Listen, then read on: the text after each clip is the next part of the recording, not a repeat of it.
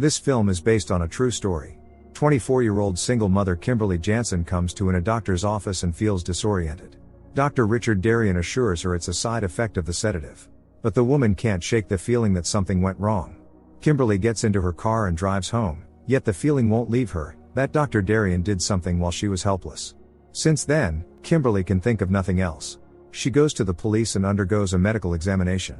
After reviewing the results, Detective Murray finds no signs of a struggle or bruising.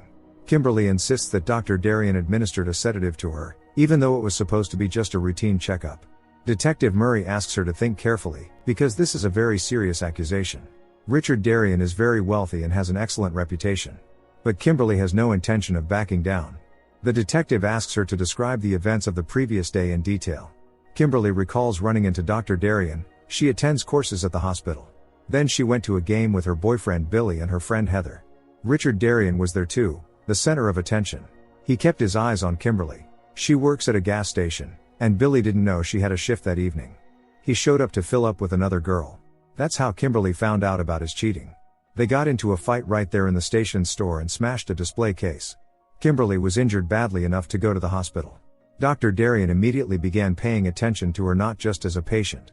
After the injection, which Darien said was a sedative, Kimberly remembers everything only vaguely. But she is certain of one thing: the doctor did something unacceptable. After hearing the woman out, Detective Murray promises to contact her later. She feels the detective treated her story with skepticism. And that is indeed the case. Murray did not find Kimberly's account convincing. Meanwhile, the woman tries to reconstruct the events of the previous day, but everything is a blur. Besides the gas station and the hospital, she had also been at a bar, where she drank quite a bit. Everything is jumbled in her head, and Kimberly desperately tries to untangle it. All this time her daughter Lizzie had been looked after by her father. Kimberly tells him what happened. The woman's father doesn't believe Darien is capable of such a thing. After all, he's their family doctor. However, Kimberly is determined to do whatever it takes to put Darien behind bars, and make the whole town learn the truth about him. Officer Rod Kresge interrupts the doctor right in the middle of an appointment. Of course he denies everything. Kresge believes in Darien's innocence and would gladly sweep the whole matter under the rug, but the police have to look into it since a report has been filed. Darien gives his version of events. Kimberly arrived at the hospital the previous evening intoxicated and with an injured hand. She immediately started flirting with Dr. Darien and insisted that he be the one to examine her. According to him, Kimberly also demanded a sedative injection. Fearing she might do something reckless in that state, Darien gave in, but warned her about possible side effects: memory loss and hallucinations. Apparently that's what happened. To Officer Kresge, it all looks like a young single mother with financial problems tried to land a wealthy doctor, failed and decided to get revenge. Darien is outraged, worried about his reputation. He delivered Kimberly's baby, comforted her after her mother's death, and doesn't understand why she would do this to him. Officer Kresge asks Darien to provide a DNA sample to clear himself of suspicion. It's the only way to put an end to all this. However, the doctor is in no hurry to do so, citing a busy schedule with many patients. Kresge promises to return later, and then questions Heather, Kimberly's friend. Heather says that after the game they all went to a bar. Some girl was flirting with Billy, which didn't go unnoticed by Kimberly. She suggested they leave, but he refused. That evening Kimberly wasn't supposed to go to work, but a coworker asked her to cover a shift. That's what led to the argument at the gas station, which escalated into a fight. One of Kimberly's coworkers witnessed it. Kresge questions Billy, who claims he was just giving a friend a ride home. That evening Kimberly followed Billy after the incident at the gas station, something she failed to mention in her statement to the police. But she couldn't catch up with him. Kimberly can't bring herself to return to the hospital. Darien provides Kresge with a blood sample, even though the officer was supposed to be present during the collection. But the doctor is highly trusted, so Kresge decides to overlook it. Darien just wants this to be over as soon as possible. It would be unfortunate if his colleagues, or his wife found out. The DNA test finds no match, which Officer Kresge immediately reports to Kimberly. The woman cannot understand how this is possible, since she is certain of Darien's guilt. Kimberly goes to the police station and demands another DNA test, an unbiased one. But she is refused. She states that the investigation should never have been entrusted to Kresge, because he and Darien are friends. This gives Murray pause. He calls Kresge and asks for the name of the nurse who drew Darien's blood. Kresge merely says the doctor's word is enough for him, and that Kimberly is trying to smear a decent man. Kimberly, who overhears the conversation, threatens to go to the press if the police do not investigate the case properly. Murray decides to handle it personally and goes to the hospital. Dr. Darien voices loud indignation, saying that he is the real victim in this situation.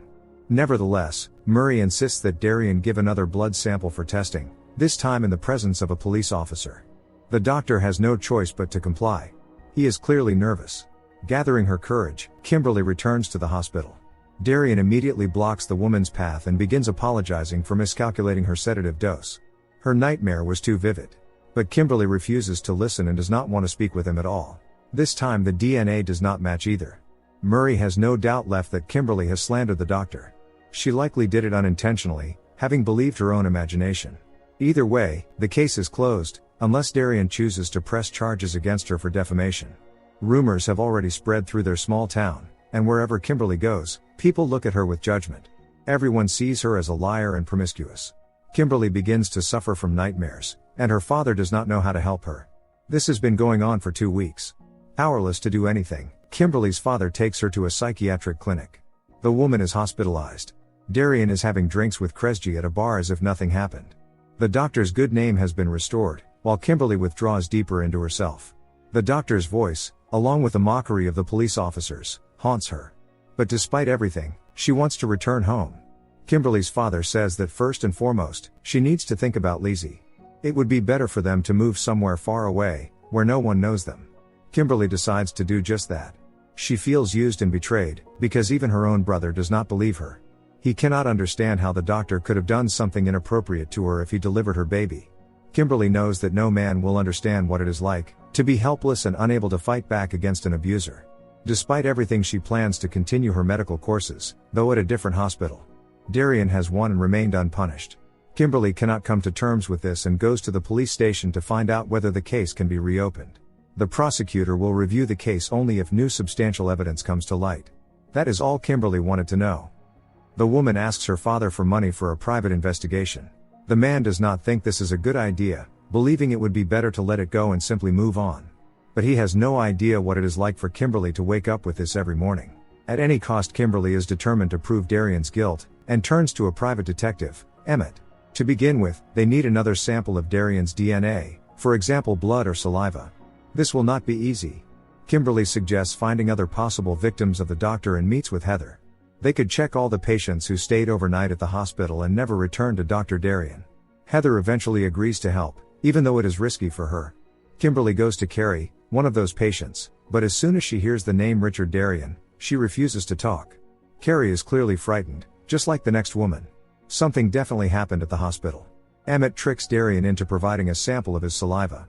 Kimberly's attempts to talk to the doctor's former patients lead nowhere. Meanwhile, Heather overhears Darien speaking with someone. After the scandal, he plans to transfer to another hospital. Emmett sends the sample to a lab for an independent analysis and continues to spy on Darien. The man also tries to talk to the doctor's lover, Nola, but she refuses to speak, not believing in Darien's guilt. Kimberly lives in paranoia. She only hopes they can expose Darien before he moves away. But Emmett has bad news. The saliva sample was not clean enough, so no DNA could be extracted. They are running out of time. And Kimberly is no longer willing to wait. Fully aware of the possible consequences, she and Emmett break into Darien's car in search of something that might contain traces of his DNA. And they succeed. This is their last chance. Since the DNA matches, Kimberly immediately takes the results to the police. She does not hide the fact that she broke into Darien's car, but she had no other choice. The police forced her into it through their inaction. It is clear that somehow the doctor managed to mislead Murray when he gave his blood sample in the detective's presence. However, none of this matters, because evidence obtained illegally has no standing in court. Prosecutor Warren Hart has no right to initiate criminal proceedings or arrest Darien. All he can do is contact Darien's lawyer and try to persuade him to take another test. The doctor agrees, but on the condition that Kimberly will be issued a restraining order against approaching him afterward, and that the case will be closed for good. Darien assures them he has nothing to hide. But like anyone, he wants to put an end to this. Perhaps he will not even move after all. The staff nurse does not manage to draw blood on the first attempt. The doctor says he is afraid of needles, so he is a bit nervous. He insists that the blood be taken from a vein, not from a finger. For some reason, Kimberly is convinced that Darien has done something to his blood. Just like the previous 2 times. The only question is how he managed to mislead everyone, including the police. Warren Hart sympathizes with Kimberly, because raising a child alone is not easy, especially when the whole town is against you. Many people admire Richard Darien and would never believe some young woman Our society is structured in such a way that the victim is often blamed. Darian cannot sleep, and in the middle of the night goes to the hospital. He looks into one of the patient's rooms. The third DNA sample also shows no match, but it is noted that the analysis was inconclusive. New developments emerge in the case. The detective and the prosecutor come to Kimberly to personally inform her that another victim has come forward, a former patient of Darian, Carrie. After Kimberly's visit, she thought everything over and decided to stop keeping silent. The doctor is immediately arrested, and his house is searched. This time he is required to provide saliva and hair for DNA testing, as well as blood from a finger, not from a vein. Warren Hart explains to Kimberly that even if the DNA matches, it will not yet be convincing evidence against Darian in court. Kimberly will have to convince the judge that she did not consent to Darian's actions. But in order to be convincing enough, the woman will have to reclaim what the doctor took from her, her self-respect. The DNA test confirms a match. Warren Hart warns Kimberly that the jury will be on Darian's side. She must be prepared. The first hearing begins. Darian's lawyer immediately starts attacking the victim. She does not hide her emotions, shouting that people trust doctors, but they are still human, and among them there are those who are unethical, who abuse their power. And Darian is exactly that kind of person. During a break, Warren Hart tells Kimberly that she did very well, although she does not think so. It is Darian's turn to testify. He claims that Kimberly showed interest in him not as a doctor. Darian also states that Kimberly wants his money. The prosecutor is primarily interested in how the doctor managed to falsify the DNA test. Darian admits that he used a thin tube filled with blood, which he inserted under his skin. Therefore the blood was not his. But he insists he did it only to protect himself. Hearing this, everyone is shocked. With the support of her father, Detective Murray and prosecutor Warren Hart, Kimberly handles it well. Regardless of what the court's decision will be, they are all proud of her. The jury announces its verdict. They find the defendant guilty. This comes as a huge relief to Kimberly. It means she did not fight for the truth in vain. She won, even though not every woman in her place would have been able to endure everything she went through. Don't forget to subscribe to our channel not to miss more exciting new products. Also, the authors will be pleased if you leave your opinion in the comments.